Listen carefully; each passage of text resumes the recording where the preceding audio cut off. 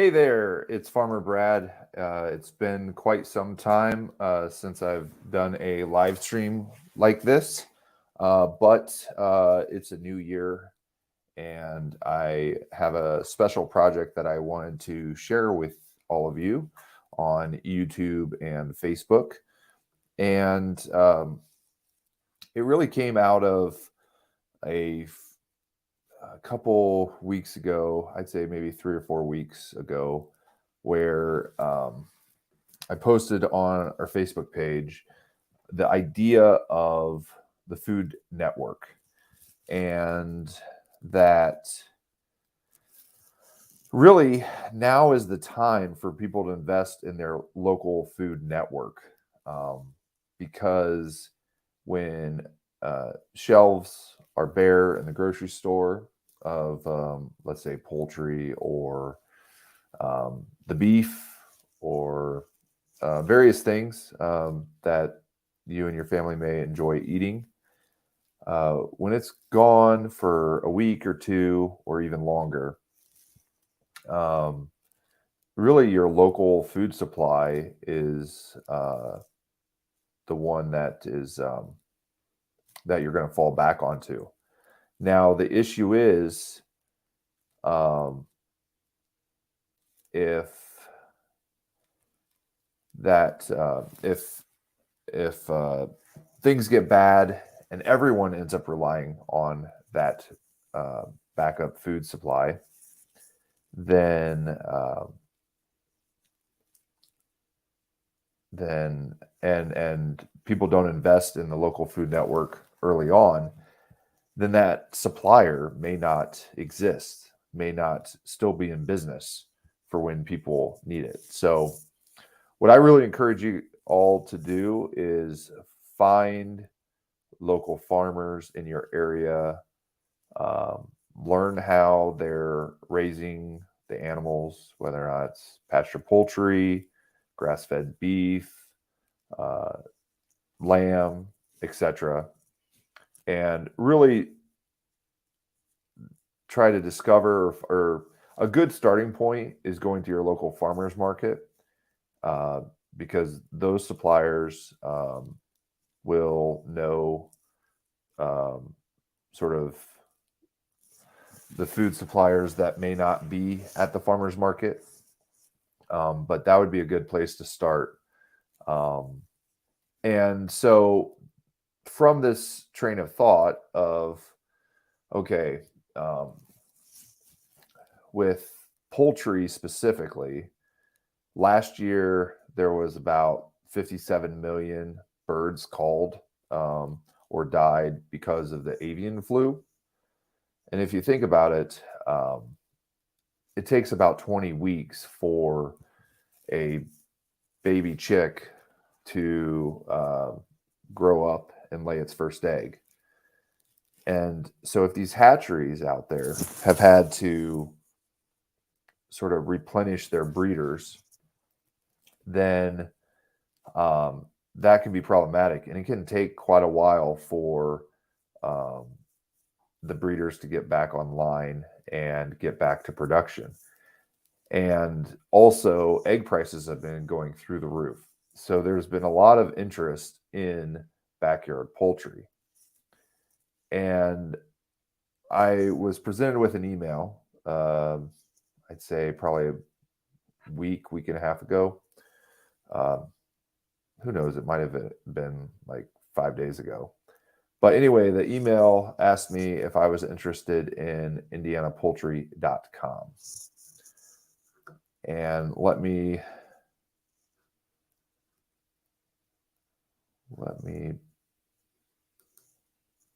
bring it up. Where is it?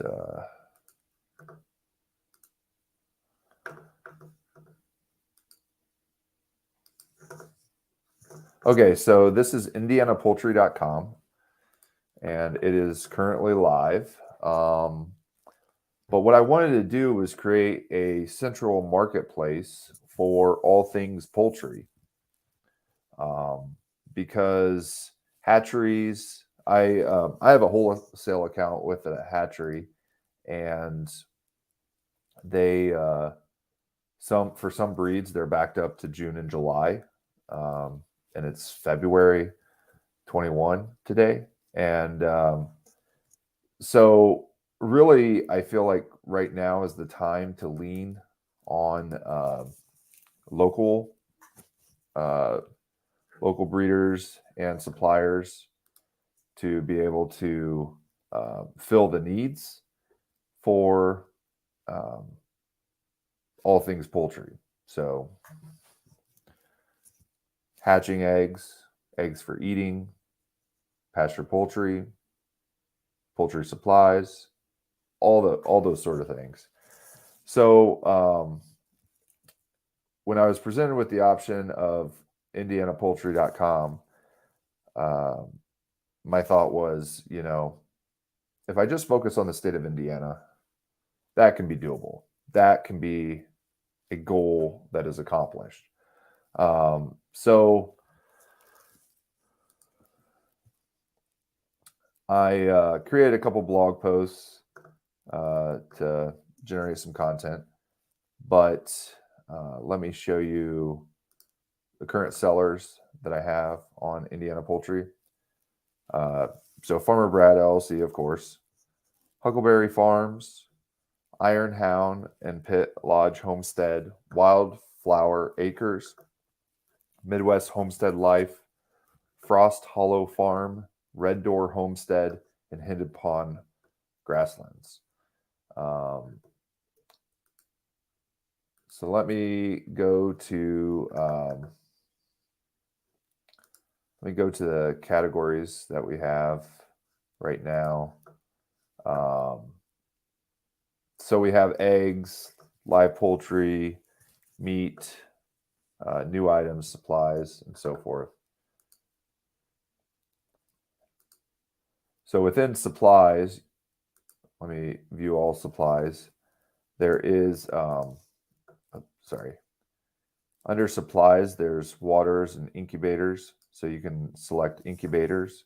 And then these items are items that we don't have stocked, but it takes you over to Amazon. So buy from Amazon, and then it will bring up Amazon. And those items that are on Amazon, it ends up coming back as affiliate revenue to be able to help offset some of the server fees and costs. So my goal right now is to start with 10 sellers. And let's see where we're at right now. So we got 8 sellers, including myself. There's still some more items to be added, but working on getting the sellers squared up. I'm also planning on putting a map on the homepage that will kind of highlight areas where people can find some of these sellers. But yeah, so if I go to Huckleberry Farms, they're located in Terre Haute, Indiana, and they currently have a barnyard mix of hatching eggs. So then you go here and you add to cart and you pay for it, and then you communicate with Huckleberry Farms in order to pick up the eggs and so forth.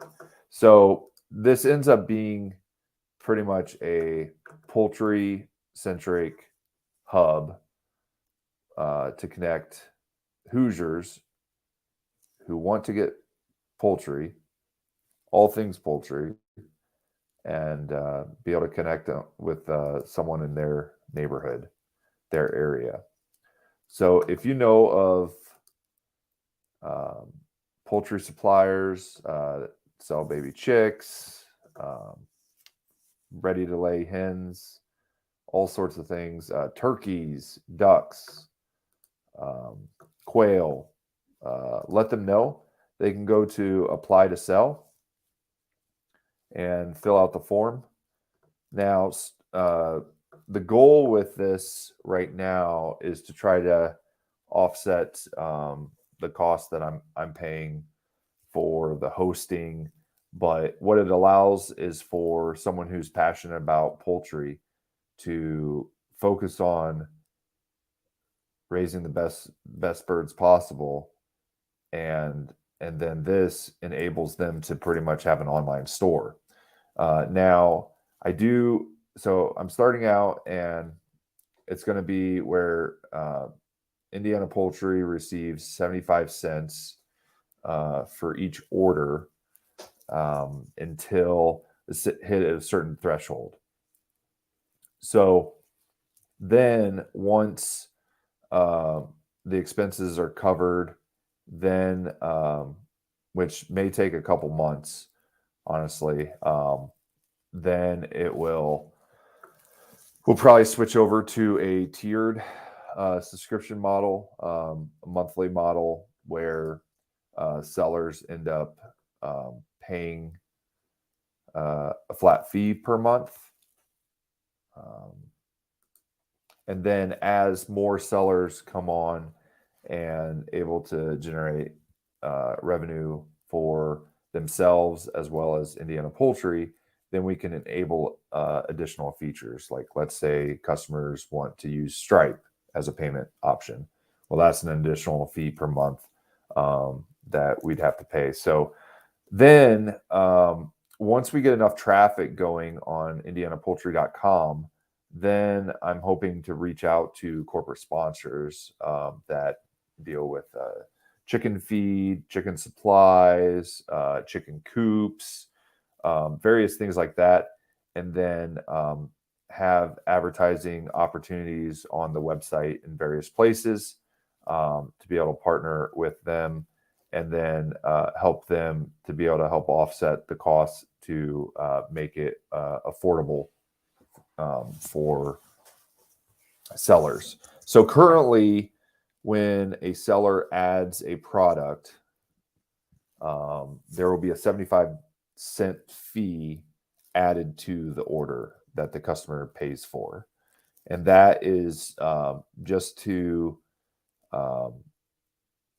generate the startup costs of the hosting and getting to a point where we can add more and more features as this website gets built out, and be able to be a central point for all things poultry. But so the sellers will put the contact information on their store listing, and then you make the purchase, and then you're working with that seller directly to pick up the baby chicks or get the hatching eggs. And so if you are wanting to stay in the loop of when we have more sellers or just our newsletter, you can put in your email address and fill out this form, and we'll be keeping you in the loop with updates and improvements. I also plan on adding more blog posts that will geared towards new chicken owners. If any of you guys have any questions, feel free to leave them in the comments, and I'll try to answer them the best that I can. And yeah, so it's 2023, and I just want to give a farm update of what's been going on. So lambing season started in December. We had our first set of lambs, and it's been pretty crazy. Let me see if I can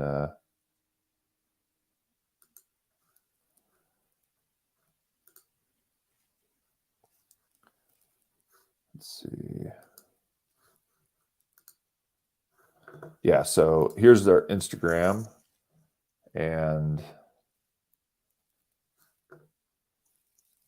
we've had quite a few lambs. We are up to 11.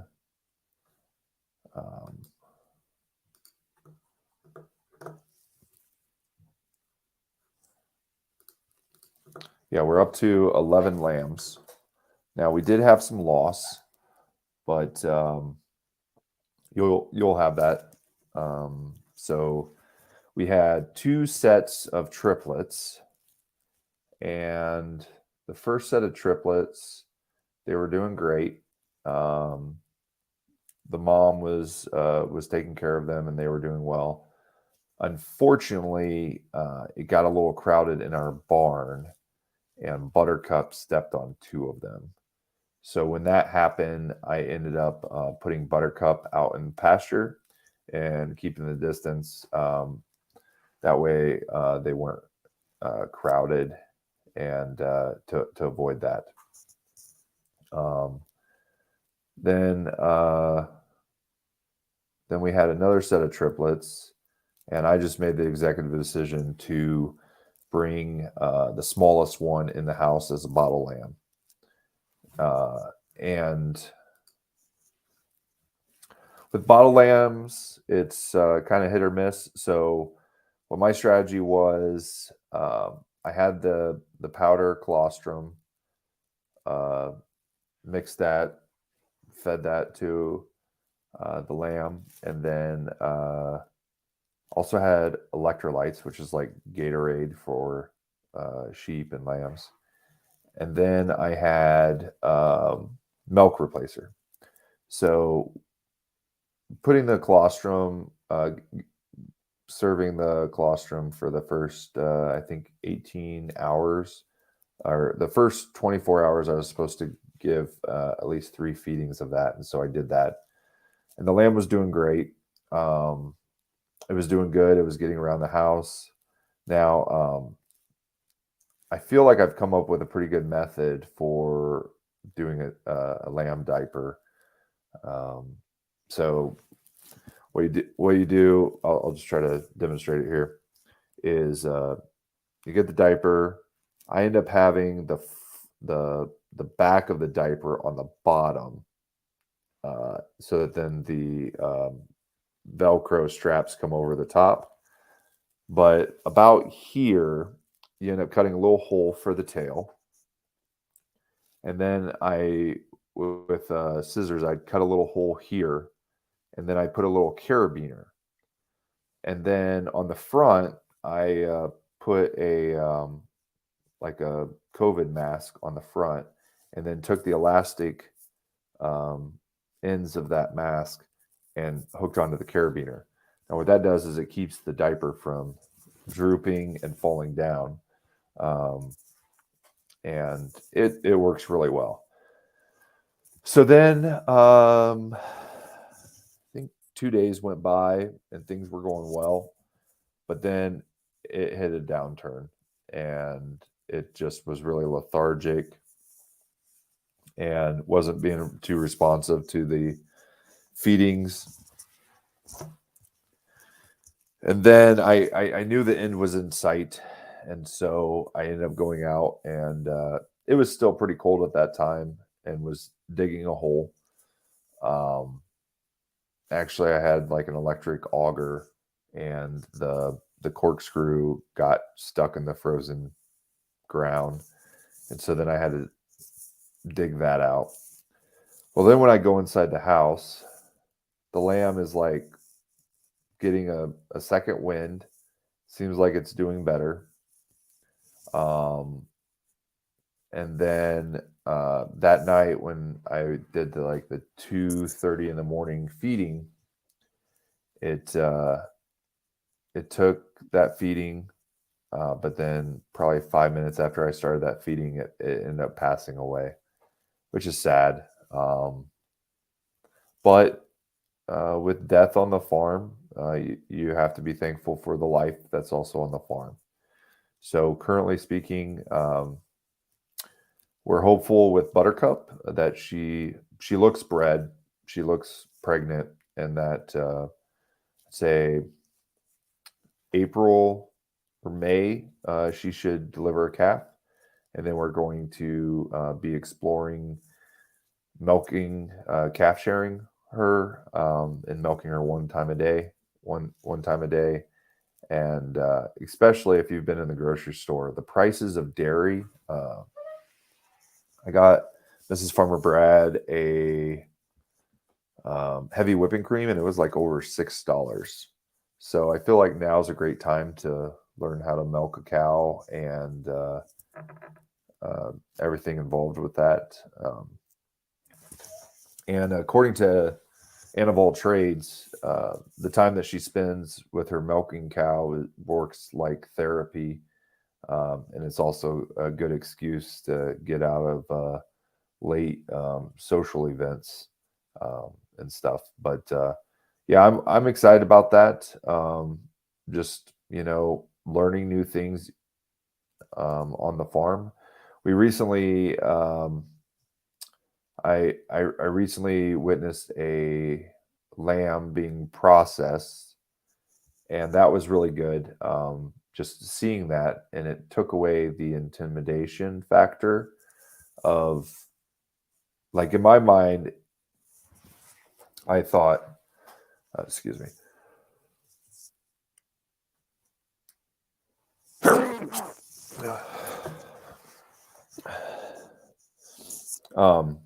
In my mind, I thought, a lamb, I could probably figure it out down the road if I needed to. But actually witnessing the process, it really empowered me to think about processing the next one on my own. Yeah, it was done very humanely, and now one interesting method that I had never thought about before was used a air compressor. So after the animal's been killed, then he cut a hole in the back leg, and then put an air compressor wand in between the hide and the meat of the lamb, and then that really helps sort of separate that. And it's like that step, I feel, makes the process really so much easier. And then the lamb skin hide ended up coming off as one piece, and I was able to barter that with a local guy that is really gifted with leather and making things out of skulls and rabbits' feet and stuff. And so that was pretty cool to be able to help the entire animal being used. And then Marshall ended up stealing the organ meat before I had a chance to bury it and stuff. And so, yeah, really the whole lamb was being used, which is great. Let's see. So the other thing on our farm, I've been trying to learn from Greg Judy how to contain my sheep with electric polywire. So you should definitely check out his YouTube channel. He just recently hit 100,000 subscribers, which is awesome. And he's managed to train his sheep to respect one poly rope, which is quite amazing. Now what his method was is he would start with three poly rope, which is decent size. And I went the Gallagher shocker poly rope because compared to the other stuff that I got, the electrical wires on that are really, really a lot more durable and will help conduct a better voltage. So what he does is for 3 months, he runs his sheep on 3 lines. Then after 3 months, now during that time, he makes note of which sheep keep on getting out and do not respect it. And then he takes those to auction and sell them off. Then after the 3 months, he takes it down to 2 lines for an additional 3 months, and then he during all of this he tries to keep his energizer at 8,000 volts. Now we have high tensile electric fence behind, like around our property, and um, when vegetation grows on that, it really dampens the voltage. Last time I checked, it was probably 1.3 k volts. And so the sheep, I would say, after goats, are probably one of the more difficult animals to keep contained with electricity because they're so well insulated. Pretty much the tip of their nose is really the thing that makes contact with the sheep, and especially if you have wool sheep. We have hair sheep, and so it's not as thick as the wool, but you still have to deal with them being fairly insulated. So really how electric fencing works is they get trained, and then it ends up being a psychological barrier. They know, hey, that hurt last time I touched it. I'm going to stay inside here. Now, the difficulty with sheep is that if one gets out, all of the rest are really curious to see how much greener that grass is on the other side of the fence. And another layer to it is that the lambs are small, and so they'll slide under the fence. But so far, we've been having pretty good success. What I did was I moved the Energizer from the barn out to the poly wire. So where the poly wire is the only stuff that's electrified. And that will hopefully buy me some time to get out the weed eater and cut back all of that vegetation. The other thing I did last year was I invested in a Gallagher fault finder. It was a little pricey. It was like $105, but it was well worth it.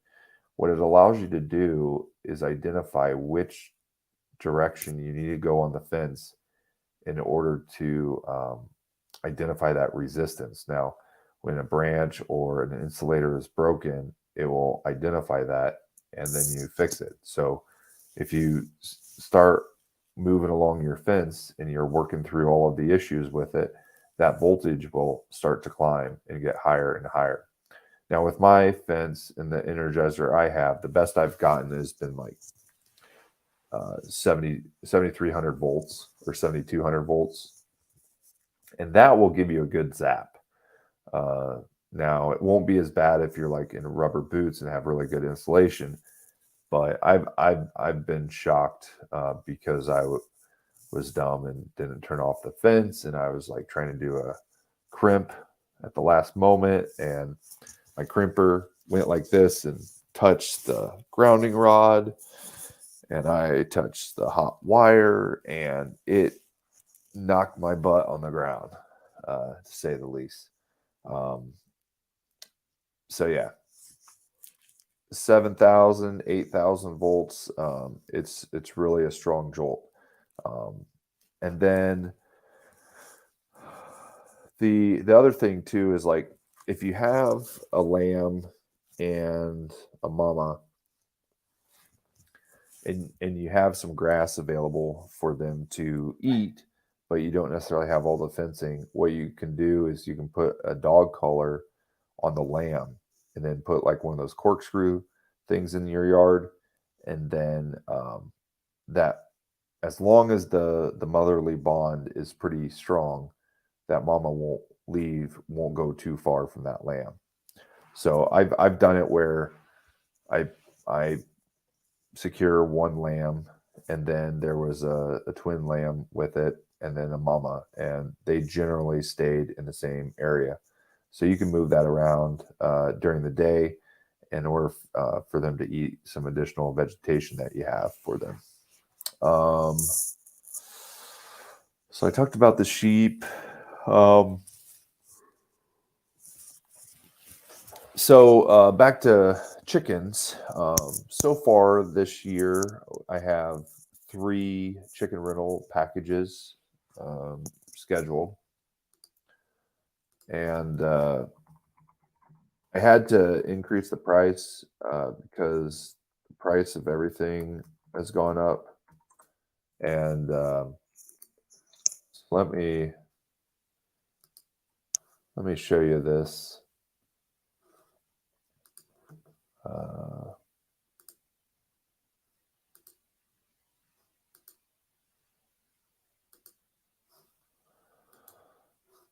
Let's see.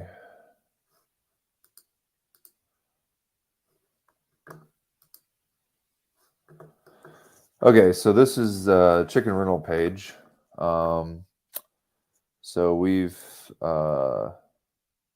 I've rented out chicken tractor rentals, and there's a bantam chicken rental package, which just means you get smaller eggs from smaller chickens that require less feed.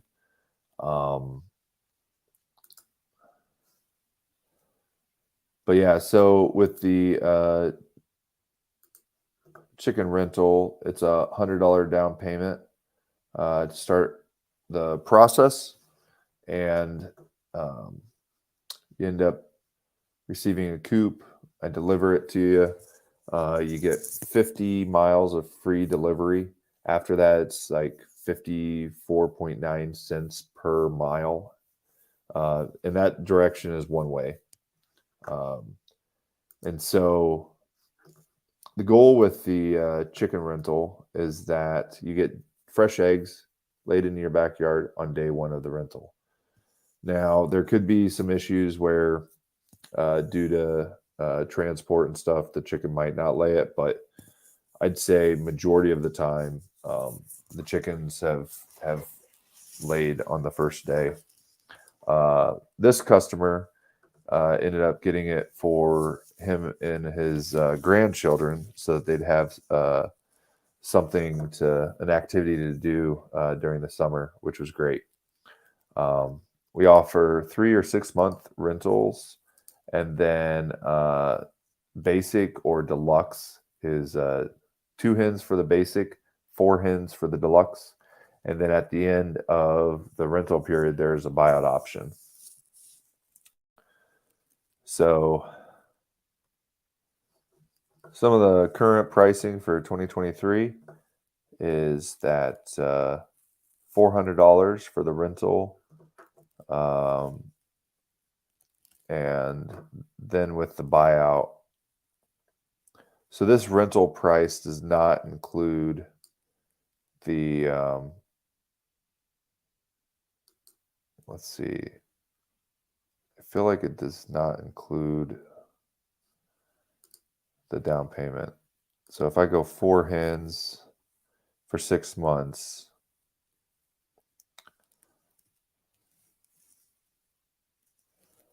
yeah, so 4 hens for 6 months, these prices down here do include the $100 down payment.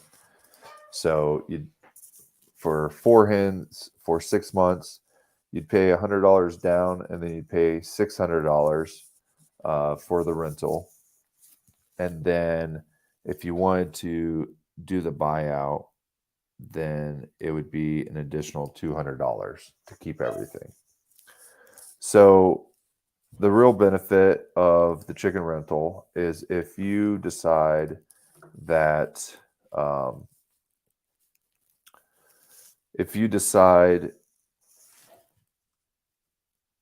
if you decide to that it's not a good fit for you and your family, then you can call me up. I take it away, and you don't have to worry about it. I do have on here a button that you can click in order to schedule a chicken rental explorer call, and that pretty much just helps me to go in depth with you, see whether or not in your context it makes sense to get a chicken rental package. But yeah, so end up including some feed for the basic rental package. You get a basic chicken water. For the deluxe one, you get an automatic chicken water that refills automatically with a garden hose hookup. You get a feeder, coop, educational book, and then 2 or 4 hens. Now I try to source hens that are just about ready to lay, especially if there is a chance of you doing the buyout option. But if you have chickens, go ahead and leave a comment saying what type of chickens you have, or what breed of chickens you have. I particularly like Australorp and Barred Rock and Rhode Island Reds. Those are some of my favorite breeds. But I would definitely say that chickens are a great animal to have on your homestead or backyard family. They can help eat some food scraps from the kitchen. They can help create fertilizer for your garden. Chickens and gardens go really well hand in hand, assuming that you have a way to keep chickens out of your garden at certain times. That might be problematic if you have like tomato plants and they're blooming and you can't keep the chickens out of the garden. Then they would probably just peck that tomato plant to death, and then you would lose your tomatoes. So I have a raised garden bed in our garden, and I've been putting I do the deep litter method in our barn for the wintertime. And then I pretty much once a year clean it out and then put that in the garden. And it's had enough time to sit, decompose, because chicken manure is considered hot, and so you want to give it some time to not be so hot to where it could damage or injure the plants in your garden. But yeah, chickens are really cool. They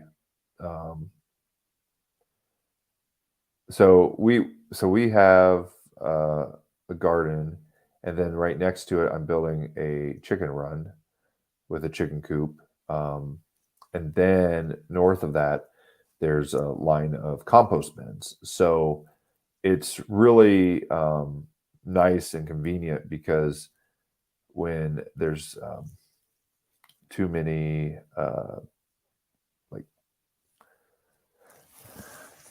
pretty much when stuff goes rotten in the garden or some plants die, I can just toss it over the fence.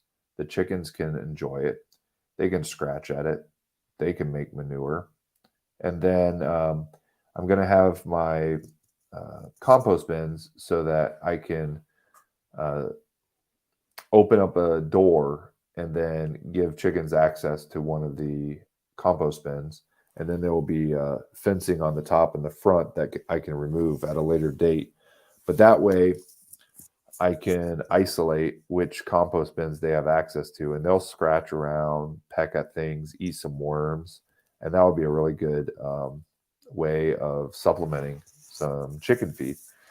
And then I'll close it and then move them on to the next one. And so I'm really looking forward to diving into that system this year. I started it last year, but this year, I'll be able to go full steam ahead with that.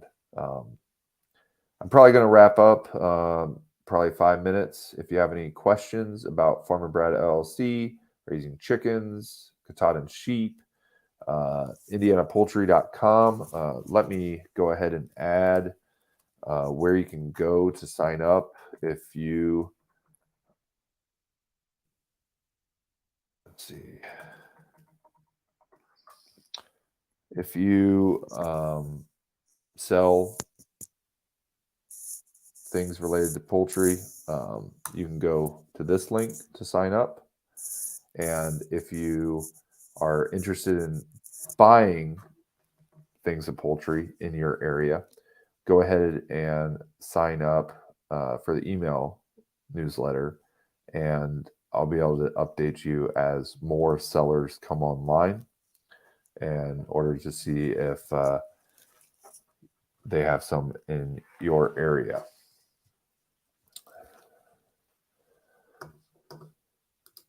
So I hope you've enjoyed this update.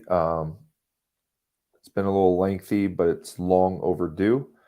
And thank you for your support with our farm business and this new project, indianapoultry.com. Stay safe. And as always, now is a great time to be homestead. You look in the news, and almost every news article is giving you permission to start becoming more self-sufficient, learning new skills, and trying to grow as much food as possible. So take care, and until next time, thanks.